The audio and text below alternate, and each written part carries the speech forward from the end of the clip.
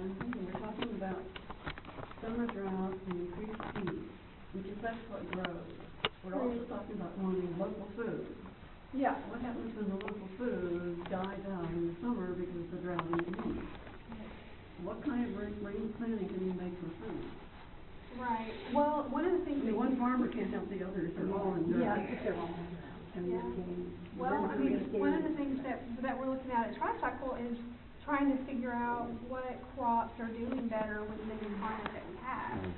And maybe we need some kind of, maybe through this network, we can also be communicating with each other as farmers about what is doing well and what's not. You know, like maybe if there's a new farmer coming up who's maybe not that educated about this area, all those other farmers can tell them, well, okra does really well, but don't even try to plant blah, blah, blah. You're not talking about genetically.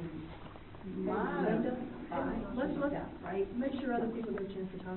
Oh, Yeah, Gladys has had her hand up. yeah, I didn't see it, I'm sorry. One of the things that I'm thinking fits in the things we need in governance is, like, in the governance.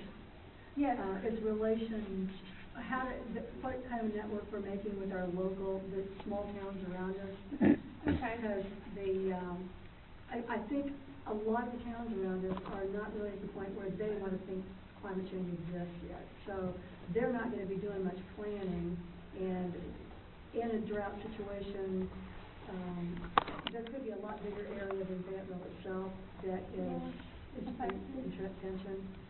So like rural, regional outreach? Yeah, rural outreach would probably be a good way to think about that. Okay. So that would be maybe like something that we do at the county level. Yeah, county level might be a more appropriate thing, but Rogers, and areas, things that are close to us that not really in the county could be a little past that. Who would we communicate with to? Probably with city governments, county government. County government. Would that be like the cooperative extension? Oh, cooperative extension would be good. There's also a lot of farmers co-ops in the area. All the farmers go to. That's their central hub. Yeah, that ought to be on our stakeholders list. Gladys, is that 10-watt radio system getting any farther ahead? Not 10 watts. I sure wish we could get more of that going. It's working. It'll come soon. What were you saying, sir? Sorry. Oh, just with the farmers co-op. Okay. This, like, they go to the feed store, it's a cooperative, it's their central hub. Would go So, with yeah, and it would go with rural regional outreach. Okay, so is that more of a social thing, like maybe utilizing the? I would think it would be managed systems and social, so Okay, yeah. you could flesh that out later. Let's do that here. It's kind of more of this, isn't it? It's like It is. the farmers co-op. It's like another place to communicate. Instead of reinventing the wheel, find where people are and going. Yep. Well, Joanna, if I may, yes. take us back to forest stress and fires, Yeah. related to all these other things, drought and so forth, but also in all those categories in a way. Our National Forest Service in Arkansas does the same thing, planning for the future that they were doing in California. Right.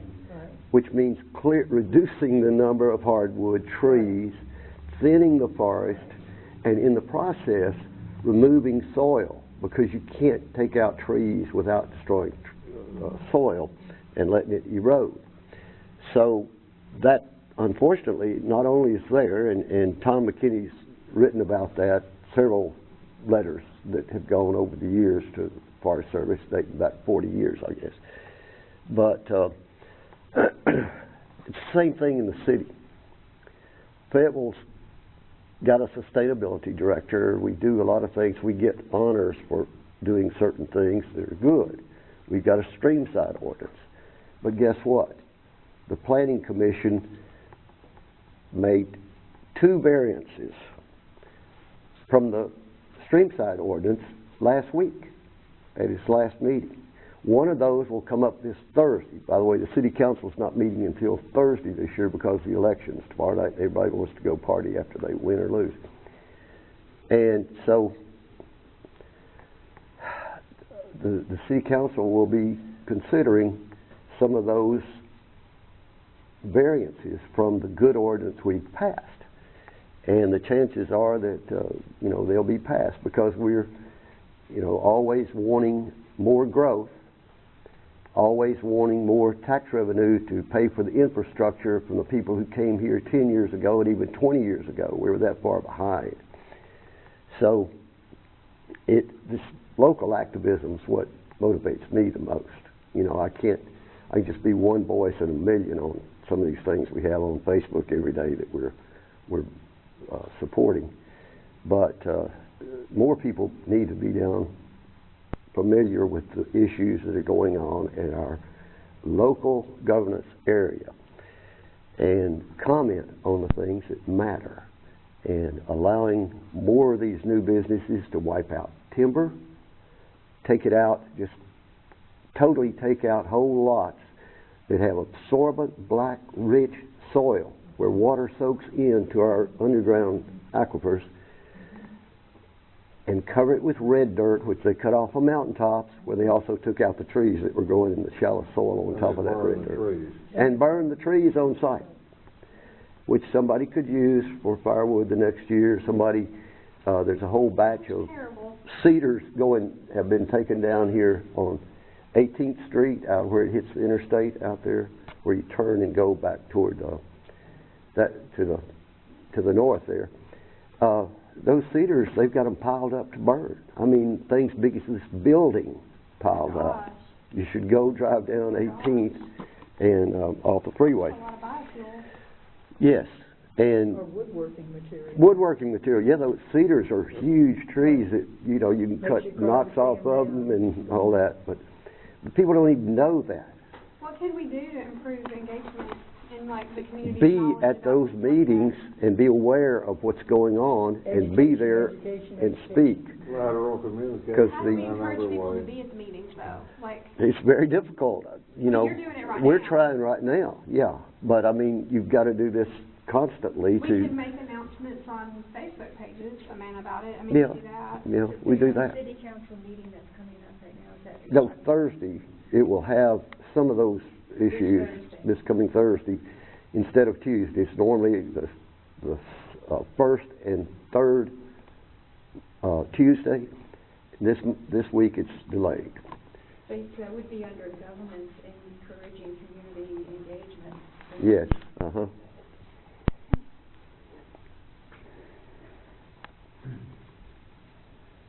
Yeah. How could the city do that? I think they put announcements on their website now about when these meetings are happening.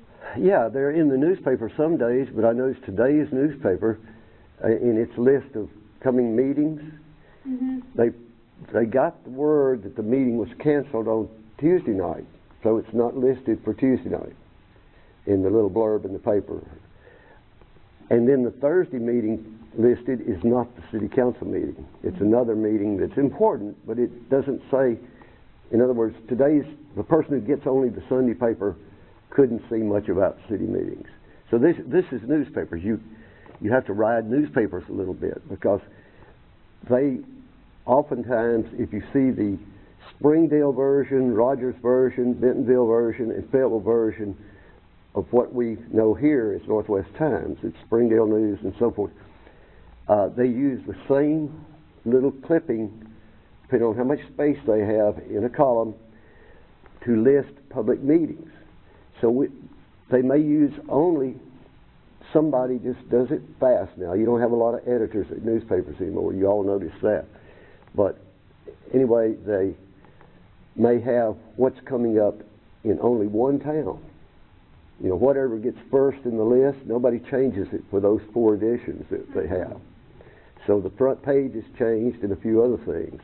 What about neighborhood associations? Because the city of Fayetteville used to have, there's a neighborhood association network. What if we worked on strengthening those? I don't know if it would be of interest to put out the announcements that Aubrey's talking about encouraging people to come to these meetings, but like if we got people more involved in their neighborhood associations, they're usually operated through listservs. Yeah. Yeah. I lived in Seattle for a little bit, and they have a big social service thing. Their neighborhood associations are really strong. They grew out of small venues for their drug addicted residents to come to and have a place to get stuff. And it developed from there. It became so strong that now they're a part of the official municipal government as far as a committee and an active stakeholder. Wow. So they grew and they play a big role now, and they have a say in what's going on. And the leader of the neighborhood associations now works for the city. So it's just Boy, that's fantastic. another, I didn't know about that in Seattle, but there's another component of the government zoning component. In Seattle, where they have officially created urban villages, and these neighborhoods have central nodes, which are nodes of commerce, nodes of degrees of government where they have neighborhood meetings, many of them have a library in each area. So they're like small Fayettevilles within the big city of Seattle. And so that creates cultural sort of identification with these neighborhood centers. Someone might come to live in a certain neighborhood that within the bigger picture. It's like a ward, Well, it's that they identify. it's less vague and abstract of a ward. It's actually like, it's just urban villages. Urban villages. It's a concept, but like, for example, you might live in Fremont, or you might live in Central District, or whatever, and you have a name. promote events or. Yeah, and so it creates an identification with this. We've started calling the Smaller Tricycle area. Farm, like the Tricycle Neighborhood, or the Tricycle Neighborhood, and there's like South Fayetteville, we already kind of have regions, but we could get more pride involved in that, Pride, a social thing, giving people a stake, being proud of what they're doing, what you just said. That's a big motivating factor. People like this area, they want to be proud of this area, give them an opportunity to create that pride and engagement. Would it be like enhancing neighborhood and community pride? Yeah, yes. I'm just wondering if, like, the leaders of the neighborhood association have meetings, would they maybe need a stadium director or some kind of central meeting that gives information about the neighborhood? If I may answer that, Aubrey, you used to have an active one, but I don't know. we had a very active one, and we got some things done. We won a few things out of the many things we fought. Our neighborhood's been filled with apartment complexes. But the Council of Neighborhoods in Fayetteville no longer meets.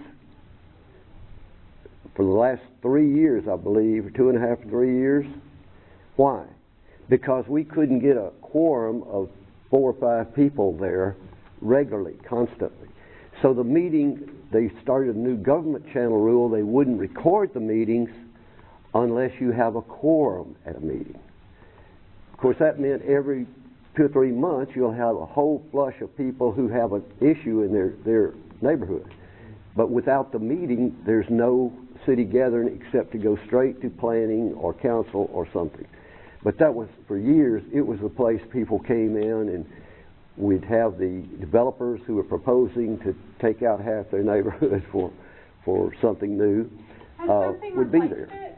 No, they Like, talked there's about it. anything else going on Well, now, they've tried, see, but especially that is the- kind of doing that okay, for the purpose, the neighborhoods that are actually what you call governed by a, what's that word for neighborhood? Not a neighborhood association, but a planned community that's got a Thank you, Linda. corporate. Right. They set it up ahead of time. You got to mow your grass this short, and you can't have any flowers that are too bright. That's a Property owners association. They didn't go to many of those neighborhood meetings. Neighborhood meetings included some of those. They were always on the list to be invited. But I spent the last 2 years with the Council of Neighborhoods calling nearly every month to a bunch of those people on that list. And a lot of them, their representatives no longer were listed. They weren't involved. They've all got telephone, you know, they can use email and all these ways to communicate. So they weren't interested in the council neighborhood. So it's dead here. We're talking about a dead horse. I'd love to remove it, make it, revive it, and it could be. A new generation could do it. Well, I have a story that I heard that was very distressing to me that relates to one of the issues that I think needs to be on the social needs category. There's a lot of times that we do not have good contact with the minority populations, and the thing that I heard about the neighborhood councils was that the city was pushing the neighborhood councils pretty strongly for several years, and then one of the neighborhood councils in a low-income neighborhood came to the city council and wanted something to happen. There was something in their neighborhood they didn't like. I don't even know what it was. Yeah. But it was a lot of black people. Okay. And so the pushback from the city council at that time was, those people are coming in here and trying to tell us what to do. We can't do this anymore. So they really kind of cut off the whole idea of support for the neighborhood councils because it was a racism issue. So you're saying that some of the council members had a secret meeting and decided that because it was never said on the air in a public meeting. No two council members should ever have a conversation like that. This is the story I heard. So I can't talk to what was official and what was not. That's the story I heard. But somebody believes that, yeah. Same thing happened in Seattle, and they just pressured them so much that they couldn't ignore them anymore. They were out there protesting on the mayor's front lawn. They had the same reaction, but they did a good job. It sounds like it's really important to reestablish this neighborhood network. Because disaster happens at the local level and then it happens at the neighborhood level. And if transportation is an issue, like we saw with the ice storm, it's right there in that city block area that we can really help each other. Somebody get out of the chamber. Yeah. Now, I hate to say this, but it's 3:30. How much time do you have? I guess we should probably stop. This has been so incredible. I can't tell you, Joanna. This has been so wonderful. I want to just keep going. You And know, I think it should continue, actually. I think we should save these and save this and plan a continuation of this. Try to get more people. I think we should talk to our neighbors and try to get some of our neighbors here to talk about rebuilding the neighborhood. There's a lot more, too, that we could have put in these categories. I know that Fayetteville's done more than what we came up with, but we didn't. We only had so much time. So we did not get minorities on there, and I really want to see contact with minorities on that list because they are some of those minority and low income, because it's the low income, the homeless people, those disadvantaged communities that are going to be suffering the most, and we don't have good contact with. You know how hard they have to hunt to figure out who the homeless people are every year when they try to do that point in time. What about we have a homeless organization that works with homeless? Yes. Yeah, they do, but they don't know where they all are. These are people who have already fallen through the cracks, but the plan has got to include them because there's a lot of reasons why it would be a serious issue to have these people just dying in the woods. Oh, it's they will. You're right. What if we have another one of those ice storms? Yeah, right. Yeah. I'm going to put homeless. Let's plan on having another one of these meetings after the legislative session in 3-4 months, whenever we can talk about it when we do it again and continue this. And I'm serious about talking to our neighbors about neighborhood associations. Yeah. And I'll talk to Peter about it and see what do we need to do at the municipal level to revive it. I think the municipal level, this is the thing, they were trying to do it as a top-down thing, but not really doing much grassroots organizing. And then these things happening where, we don't want to mess with that issue, shut that one off, that really kind of showed that they were not empowering people at the grassroots. Whatever they wanted to happen was not really going to happen from the top down, but that's the only way they knew how to actually try to do it. Well, we need it to be like this. Yeah, right. Because the city may already have listservs of people that live in certain regions, because there are some active neighborhood association listservs out there, but they're just not doing anything except maybe they're using it as an announcement to say there's a loose dog on Maple Street. Whereas it just seems like there's a lot more potential there especially given the examples that you guys shared, you know, from the West. Well, you know, people who were familiar with the old township of neighborhoods, maybe through Peter, the city could come up with some kind of flyer talking about what this consists of and encourage us in our neighborhoods. Like if I had some kind of a flyer, I could walk around my neighborhood and say, this is something that has been in place and we need to reestablish and strengthen it. And that would give I some think that kind has of a lot of possibility for building social cohesion even more at, like, the block level. And, it seems like doable. David Bertrand, you know, he has this great book out called Social Change 2.0, and he's a kind of a resilience guru too, and that's kind of his thing now that we mention it, that social change can happen and happen quickly at kind of like the block level. Yeah. You know, and he's probably one of the consultants that made me work with Seattle. David Bertrand. I think his organization's called the Enlightenment Institute. But he's got this book out called Social Change 2.0. And it's about doing things at the block level, you know, that's how it can be like a wildfire, you know. The woman who was in charge of the neighborhood council, and she had the job of shutting it down, was Dee Dee. What's Dee Dee's Oh, last she's name? like the communication Yeah, person for what's Dee Dee's last name? She had the job of shutting down the neighborhood, the council, the neighborhood. That was one of the first things that happened after she came on. Oh, wonderful. Yeah. Thank you guys so much. Has this been... Joanna, this has been wonderful. Thank you so much, and we will continue. We Okay. definitely have to continue this. What, did you liked this process? I thought it was incredible. Look what we've come up with. Did it seem good to anybody else? Absolutely. And did you feel like you got enough information to take to the group if you're going to that conference? I want to talk to the group about this process, like what we did just now, you Yeah. know? So, Wonderful. great, thank you. Thank you, Shelley. Are we gonna have a steering committee meeting? Yeah, we have a steering committee. Can it come in? Yeah, we have to have a. Do you have something to drink? Is there something to? Yes. Oh, good, I'm so thirsty. Thanks, Maya, for bringing that. I'll take it home, that's all right.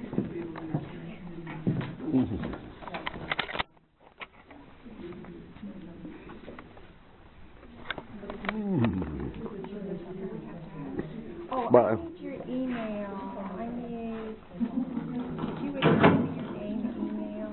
Oh, that's Lolly's cousin, right? Or Uh-huh, nephew. Lolly's nephew. Where do you live?